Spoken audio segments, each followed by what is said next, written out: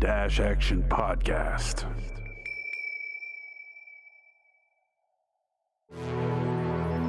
This is Dash Action, a storytelling podcast.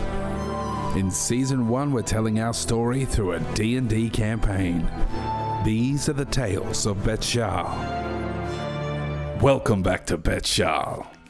I'm your DM, Lewis Power, joined by your players, Gordon Grundy. Tarun is feeling very trapped in a carriage, controlled by someone who he thought was his friend. He gave him a hat, and now he's found out that this guy might be evil, and we're gonna maybe just beat the shit out of something. I don't know. Damn. There's a lot to unpack, brother. There's one way Tarun knows how to solve problems, and that's by beating shit in the head or running away. With his trusty crowbar. He's a real fight or flight kind of guy. We got Jess Darcy Whiteley. Rhey has a terrible case of being charmed right now. And if she wasn't charmed, I'm sure she would be very confused because the gentleman who has charmed her is trying to tell her that the guys are a bit dodgy and probably don't have her best intentions at heart. And whether or not that actually includes Milo as well, I don't know. But there is charming and violencing about to happen. He's technically charming by use of magic. Josh Connolly. Vel is super conflicted at the moment. He thought he was making new friends, but apparently he's in the carriage of a friend, and his instinct is saying that that guy's bad, and maybe it means that everyone's bad, and maybe my judge of character is way off this whole time. Oh, shit. That's a bad trick. Uh-oh. Tarun's in trouble. And Ben Simpson. Moscow's feeling a little bit jumping through a portal just like the one that Marge was pulled through. It's not a good time to be feeling kind. I'm gonna murder this dude. Oh, Ona, give me your powers to help me through. Give me some of your guidance. I'm gonna murder this dude. Oh. Oh, yeah. Love that Musgrave classic song coming back. The cheeriest song about murder. It's awesome. He's going to murder that dude, man. Which dude? Let's find out in a recap. Last time on Tales of Betshal. Tarun and Vel managed to make their way through the security checkpoint at the wall after Vel was able to convince the Rin guard that he was a missionary on a mission. After they passed through, Tarun was called back by an inward eye who began to cast a spell on him. However, he was saved by none other than Tantalova, who offered the group a ride to get back to Leverstock. Meanwhile, Mossy and Rhey had a back and forth with Chucky in the abandoned orphanage. Chucky tried to convince Rhey that he was trying to save her from her new friends, and managed to cast a charm spell on her, confusing her further. Mossy succumbed to a command spell and had to flee the interaction while Rhey questioned who Chucky worked for. While this was transpiring, Vel and Tarun went with Tantalova and got in a sick-ass carriage known as the Sheen Machine. As they sped along, Vel noticed that Tantalova was wearing a ring with the symbol of the Serpent's Rose, and Tarun saw that they raced past Leverstock to an unknown location.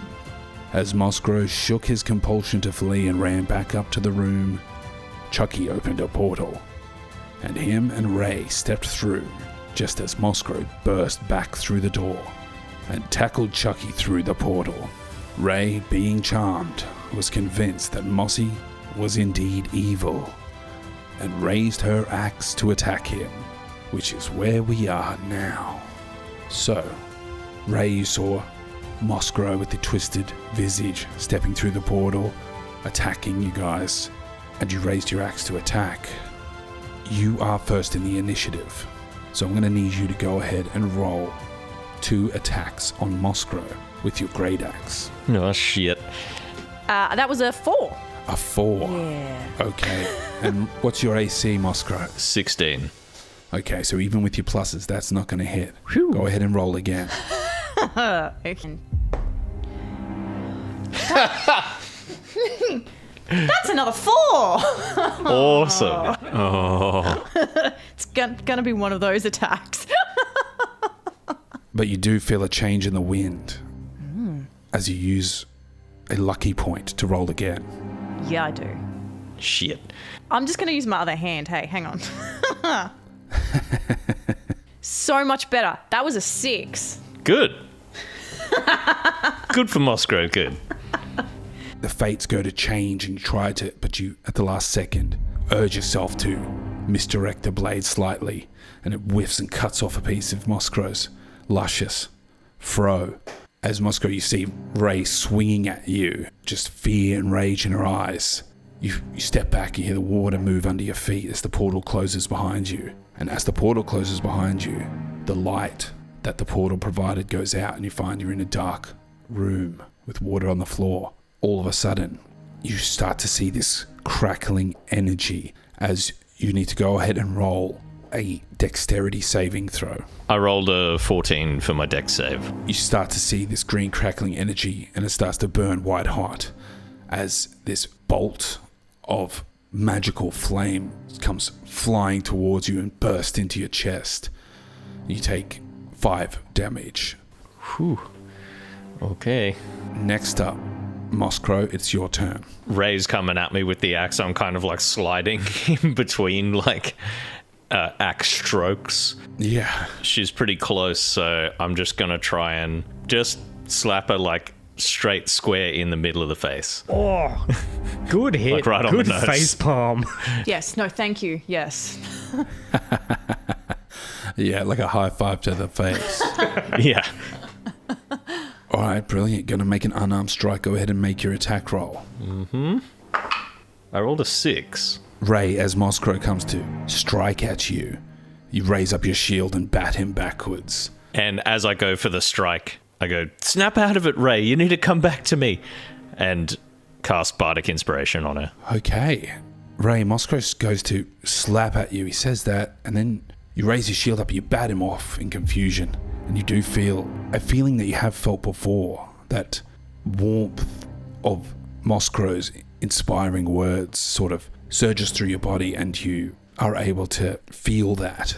So I could feel the warmth. I could probably also feel his hand to my nose. You managed to sort of effortlessly, like toying with a child, you just battered his hand away with the shield. Mosscrow, you see that, you see a twinkle in Ray's eye. All is not lost. You figured out what's happening here, but just in time for Rhey to go ahead and make another 2 attacks on Mosscrow with the great axe. That was a 6. That will miss. Yeah, absolutely. Yeah. Just shy. Okay. That was 1. That was a 1. For a fighter, I'm not doing a lot of fighting right now. You've got 3 lucky points. You feel the fate change. You're going to re-roll that second attack. That was a 13. 13. That will hit. Yes. I get to fight as a fighter. You're a good little fighter. You're swinging at Mosscrow. He's dodging deftly, and he inspires you as you hear Chucky's whispers echo through the chamber. We're like, we got to protect ourselves, Rhey. We've always had to. Get him. And it echoes through your mind. You go ahead and roll the 1d12 plus 6. All right. 11 plus 6. Oh, yeah. 11 plus 6. Absolutely. Mosscrow, you get the axe lodges down into your arm, sort of glances off of your elven chain and cuts into your shoulder a bit. But you do take 17 damage. Oh. A huge hit from Rhey Toon. I'm so sorry, Mossy. The pain streaks through your body. It's almost unbearable pain. Now you know what it feels like to be on the other end of that axe. Not good. Look, if you both survive this fight, Mossy, you could milk this for months. There's a large, like a substantial if. Remember that time you took to me with an axe? Do you remember that? Yeah, you can see pay for the this fucking scar? beer. Remember that? Yeah. See how I'm a ghost now, haunting you? Remember when I was alive? Yeah, you feel that, Moscow, that pain signals through your body, and you feel like you might have to try something better to try and snap her out of this. Meanwhile, Rhey, Chucky says, you deal with him. I'll get the doors open. And you hear him start to move off. Moscow, it's your turn. Moscow's not having a fun time with this, so he's gonna just clap his hands together and turn himself invisible. Okay. Nice. And Pussy. Echoes through the chamber. So I'm just gonna disengage from Rhey. Rhey, as you strike into Moscow, you have the conflicting feelings there, but the feeling of him being a traitor is overwhelming. You strike into him, and then the fear rises in his face, and he claps his hands together and disappears. And then you hear a bit of splashing in the water as he runs away. You swing out your axe, and it just hits nothing. Moscow, you escape that situation for the second. Rhey, you're left there, confused. Now, back in the carriage. Speeding through the streets. You guys are now aware of something going on here. You've passed through your destination. Tantalovers pretending not to hear you.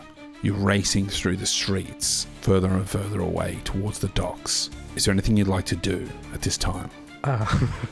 No. No, thank you. Just lie back and see where things are going.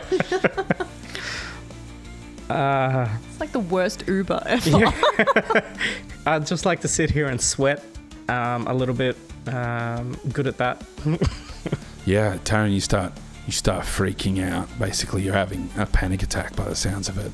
Go ahead and roll a wisdom saving throw. Ooh, okay. Save that wisdom.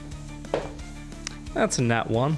Oh. Good job, little buddy. Shut up, Jess! You hear in your head, you seem like you are under duress. Perhaps I can be of assistance to you. Put on the ring. I can get you out of this. It doesn't sound like a bad idea. I know I've got nowhere else to turn right now. I don't know where Moscow is. I don't know where Rhey is. Tantalover has betrayed us, and now he's taken me somewhere completely different. We need to get back to Laverstock. Yeah, let's see what you got. I'll put the ring on. Yeah, absolutely. You put on the ring of mind shielding, and you start to feel the soul from within it starts to reach out into you. You start hearing whispers of passing thoughts, and the voice from within the ring. Lend me some of your power. Give me control, and I will get you safely out of this. Go ahead and roll a religion check, Tarun. Guess who didn't go to Sunday school? Okay.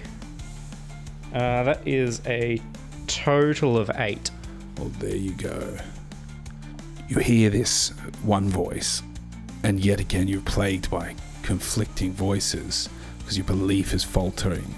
You start to hear the voice of Josian skipping in and out. It's like, Tarun, calm.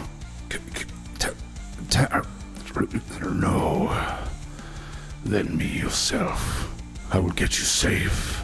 As the carriage speeds along, Vel, you can see Tarun sitting there sweating. He's gone pale.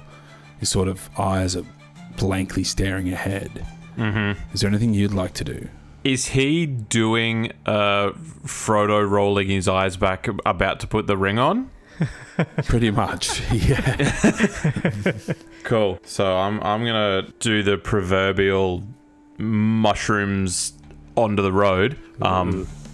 Nice reference. Good reference. Thanks. No, so Vel is very much feeling that I am also trapped in this carriage and pretty much heading off to the worst possible outcome for what's happened over the past day and a bit, and looking at Tarun, who seems to be the point of contact and the touchstone for the group, who's very much losing his mind to the power of the ring. I'm just going to put my hand gently onto Tarun's shoulder and kind of draw his attention to me and see if he's even got the wherewithal or alertness to recognize literally what's happening in front of his face. Yeah, absolutely. And as you do put your hand on him, Tarun, you do feel you're still wavering. You're not completely beholden to this, but you do feel that. And for a second you notice Vel, you regard him. You do see, Vel, that Tarun looks at you. Oi, oi, oi. Tarun's going to sort of come out of his daze and stare at Vel and just say, can you get us out of this? I mean, I can get us out of this, but it all depends on how much of a mess we want to make. You don't look too good. How quickly do we need out of this? I may have a way out, but I don't want to do it. If you can help me. I've got a better way out. It's just, the messy way. How fast do you want to hit the ground running? Wait, what? Do you throw us out of the carriage now?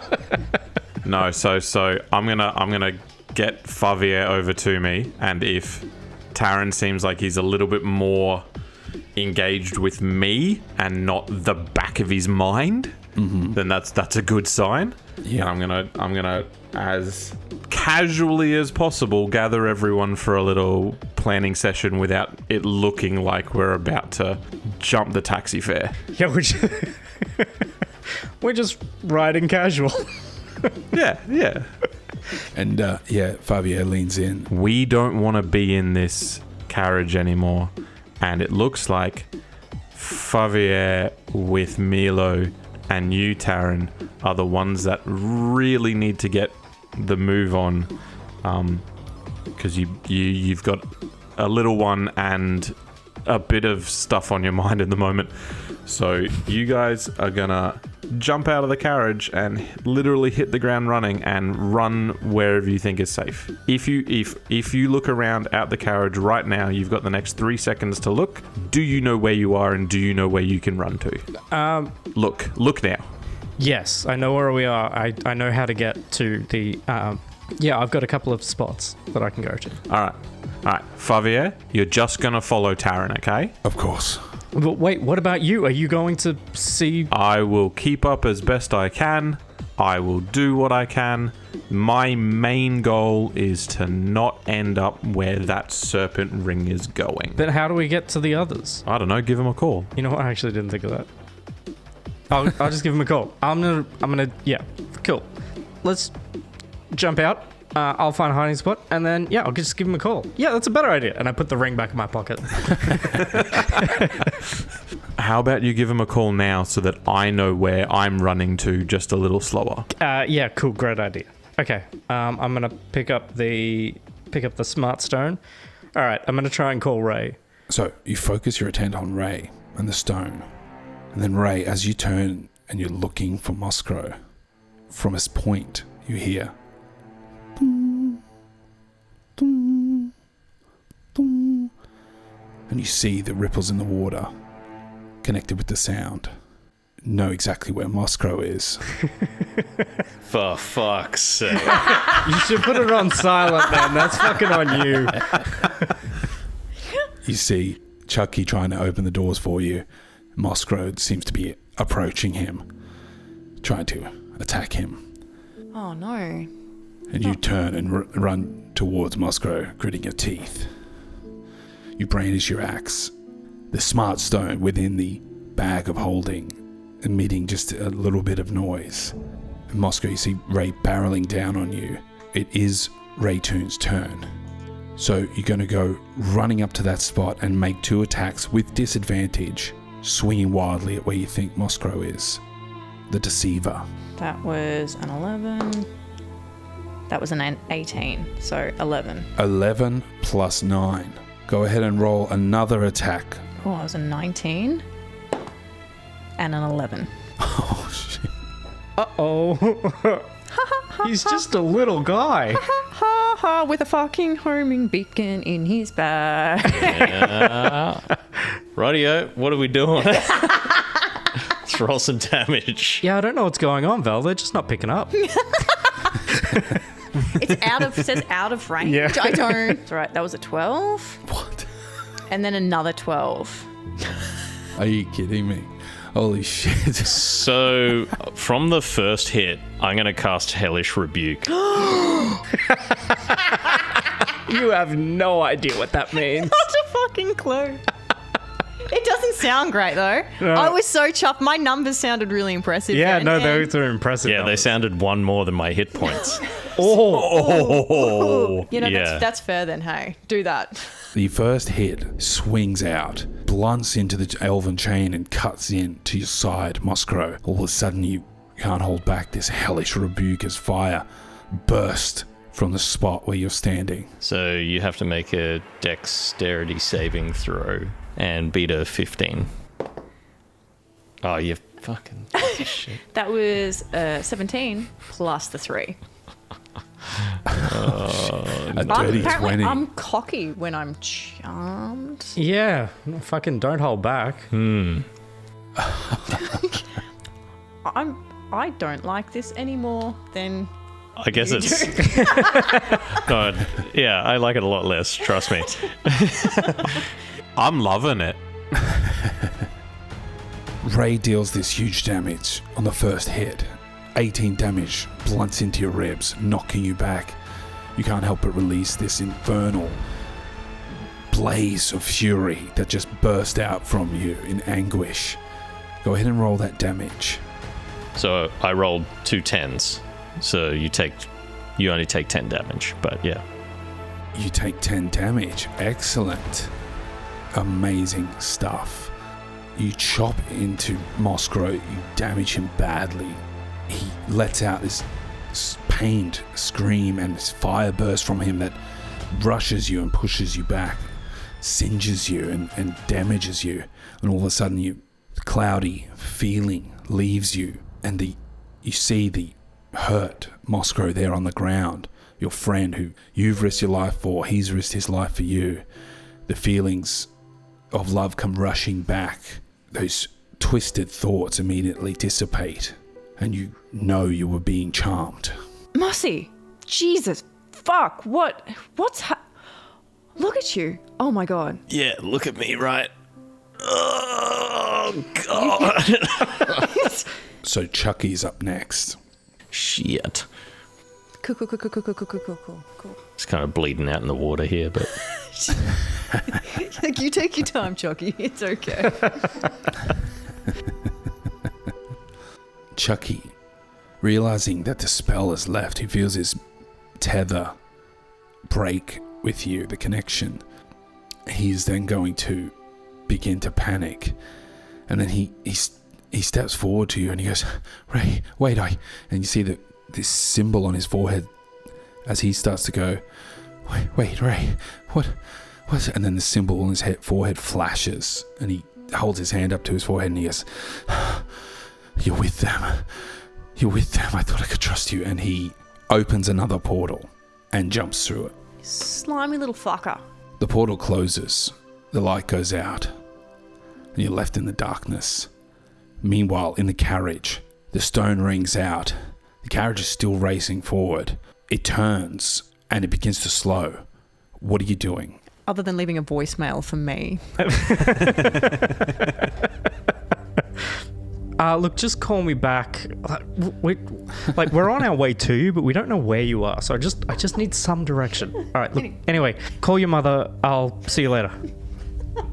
If Vel feels the carriage starting to slow down, I'm not sticking around. If this seems like we're coming to our one and only stop, then it's time to act. Tarun sees Vel getting ready to leap out. I'm like, wait, we can take this guy. He's a twiggy little shit who likes hats. I think he just might be a nepo baby. We've got this. I mean, you know him better than I do, but I'm going on everyone that I know that has ever had one of those rings hits like a motherfucker, and I don't want to be around them. That's not a bad argument, to be honest. I much prefer not finding out how hard I have to hit someone, and I would like to just not be noticed. At the moment, I've been noticed, and I don't want to keep drawing that attention towards myself by having to have another fight in a street getting blamed for potential terrorism. For me, that's a Monday. What are you guys doing? This cart is moving and starting to take more turns, and as it's turning, it's slower, but it does generally seem like it's slowing down. You don't know how much time you have. This is the only way we know where they're going. Like, I can't get hold of the other guys. My lord, Yeah? you are the only person I truly know. I've known you for what feels like a lifetime. My job is to protect the boy. Whatever you think will do that. I am willing to follow whatever will protect the boy. Tarun is always relieved every time he remembers like how loyal Favier is. I don't know what we're going to do in this moment, but I think if we jump out now, then we're just going to be lost. And I can't lose Rhey and Mossy in the same way that we lost Marge. I don't even have a direction that we can go in this time. I think we have to stay here. Look, let's just try not to have a fight in the streets again, but we have to know where this carriage is going. There's no other way out. It has been quite some time since I've had anyone to bounce ideas off and even have a semblance of relying on. You, in this moment, are asking me to go against all instinct I've ever had, keeping me alive while I've been trying to save these kids. If, right now, you're asking me to stay because it leads us to the next goal, then I'm with you. Fuck it, I'm with you. But Tarun, if this is the biggest misjudge and you're in on this, I will make every ounce of effort to make your life as painful as possible before I end. And if this is genuine and we're in this together, then if we get out of this, we're in this together from now on. You think I'm in league with that fucker? He gave me a hat once. I haven't trusted him since the beginning. He just showed up some fucking really convenient times. There was always just a little bit something off about it. I'm not with him. I'm here for Mossy and I'm here for Rhey. If this guy is involved with hurting those kids, kidnapping everyone, kidnapping my friends, and I don't know where the fuck they are right now, but if he is involved, I will kill him myself. All right, deal. Let's do this. Well, that was easy. I sit back down and I start looking around, and I'm like, all right, let's start taking in information in preparation, not in escape. We're in this together. When this carriage comes to a stop, we all just need to get out both sides and grab this fucker and just fucking wail on him until he is almost dead, and then we will ask him all the questions. Okay. Everyone on board? Yes, and Favier grabs Milo and tucks him in under his cape, and he goes, "We can do this together. I believe in you." Excellent. We're gonna, at some point, we're gonna get a blindfold for Milo, because he shouldn't see this shit. Vel will activate his emboldening bond on myself, Tarun, and Favier once again. What does that do again? For the next 10 minutes, as long as one of us is within 30 feet of another one of us, we get a D4 every turn on a possible attack roll, ability check, or saving throw. Every turn. Oh, yes. I'm so excited. I'm gonna beat the shit out of this fucker. Hey, remember when you said you didn't want to do any more fighting? Yeah, that was before I remembered I was good at it.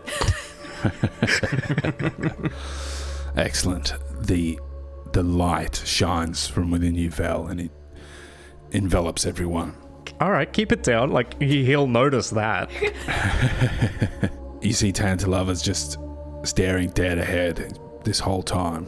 You've never seen Tantalava without a wry smile or a cheeky grin. As his hair whips back in the wind, you just see him looking dead-faced, straight ahead. The carriage comes to a stop. It rolls through some gates into a courtyard surrounded by tall buildings. The gates close, and as the carriage stops, you see Tantalava looks back quickly. One eye, yellow and black. Black hair turns to feathers as he turns into a raven and begins to fly off. Son of a bitch. Dude. Sorry, my silence right now is literally Taryn's rage. I'm like, what the actual fuck? What do I do? I'm gonna fucking tear his wings off. You know what?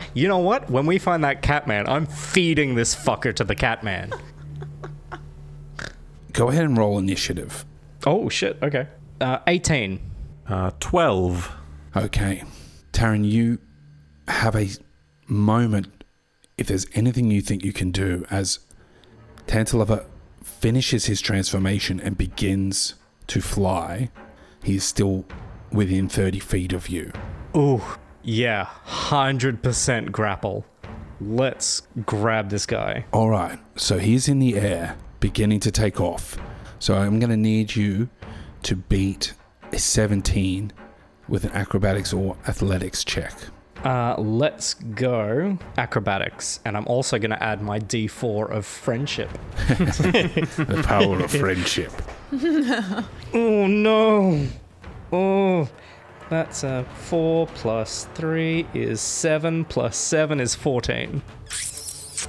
Damn. 14. You rush to the front and actually barge, and you realize the doors are locked, but you can barely try and escape through the front window, as it were. But by the time you're able to bust through it, and he escapes your grasp and lets out a No! You dick face! begins to fly away. Next minute, everyone make a perception check. I really thought I had that with a +7, I'll be honest. 14. Yeah, not great. 13. All right, I'm going to roll for Favier. Favier says, "My lord, what's that?" and points over just as you see this woman steps out of a doorway and releases an ember that flies through the air, lands on the carriage, explodes in a huge fireball on the carriage. Everyone is going to have to make a dexterity saving throw. I'm trying to think of something funny to yell out. I can't think of anything. I'm so angry. In real life, I am angry. I can't even roleplay. I have embodied the character. I'm gonna get hurt. I rolled an 8. What I wanted to say was, hey everyone, look out, there's a giant ball of fire heading right for us. But what I actually said was,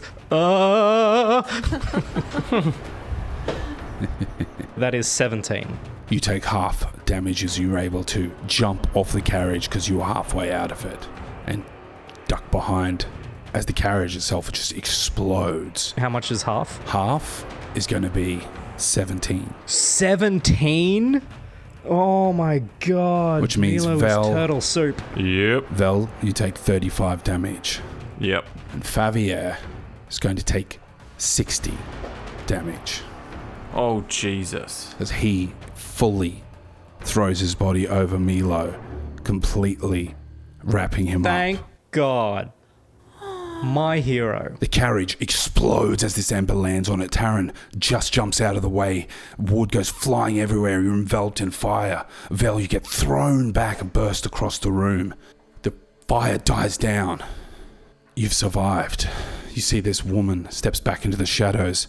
Vel, you extremely hurt. You stagger to your feet. Tarun, you're able to get up a bit quicker. And you see Favier lifeless on the ground. Oh, I mean, I knew he died when he took 60, but when you said it, oh. As his body, his charred body smokes, and Milo crawls out, damaged, tears running down his face. Back in the chambers. Oh, God. Can we just have a second to process this? Oh. Rhey, Milo. Moskrow, you have this revelation. You're in there, in the dark, similar to the nightmarish place where you fought that abomination in the tomb of Eamon Kane, but not the same place. You two are alone there now. Moskrow hurting. What do you do? Moskrow just sort of lying on the ground, reaches towards where he saw Chucky go through the portal and just goes, "Ah!" and starts shooting eldritch blasts at that direction, just screaming. Oh, there's so much happening. Oh my god. Rhey, you see Moskrow enraged, just starts bursting eldritch blasts out at this wall, going through where the portal was and just crashing into a pillar. Tears streaming down Moskrow's face as the light from his eldritch blast periodically lighting up his face. And then you see the frustration and pure sorrow. Moskrow, your energy fades. You fall to one knee, one hand on the ground, alone in the chamber. And that's where we're going to end this session.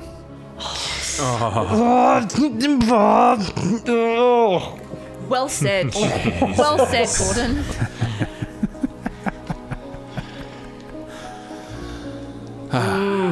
Yeah, that was awesome. That was so fucking good. I don't know if I can handle this just before bedtime. God, it was crispy. He's been crispified. Favia's done. We need a new nanny. Put an ad Lewis. I love you. I hate you. That was like the roller coaster. Just Man, the one thing that I was gonna try and do right on the end there, before Chucky left, was, because Ray's right next to me, was grab her and dimension door to the portal, but it was not my turn. Yeah. we could do that next time. Let's. Do it next time. Oh no. Oh my god. Yeah, that was rad. I'm so sorry. I hit you a lot. Yeah, I'm gonna die. You're like, I'm not fucking happy about it. Die. Do you need a band-aid? Hang on, what have we got anything in the bag of holding? Can I- your band-aid? Can I just point out how fucking useless Tarun is at a goddamn rogue who didn't notice that he was in a locked garage and didn't think to try to unlock it? He had a whole carriage ride to do something. You have one job. One job. One job. Padlocks are my thing. He was shook. He must have been been shook. Important difference between carts and carriages, isn't it? Yeah, there's a roof and doors. Distinct lack of produce. Yeah. Oh, I am. Literally, you're killing some of them. Yeah. Tarun is not healthy.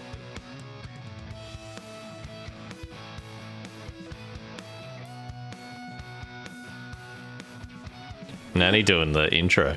Welcome back to Bed Show, sweeties. I'm your DM, Nanny Lyle. And I'm about to fuck you up, Yeah, I like it. motherfuckers. That's the right energy. That's where Moskrow Nice. gets it from.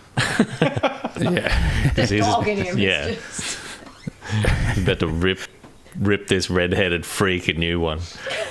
If he'd break a window, she'd be like, I'm going to rock your world. Yeah. I'm gonna rock your world, loser. That'd be so funny, calling your grandson a loser. Yeah. Get up here, loser. Yeah. Hey, it could still be canon.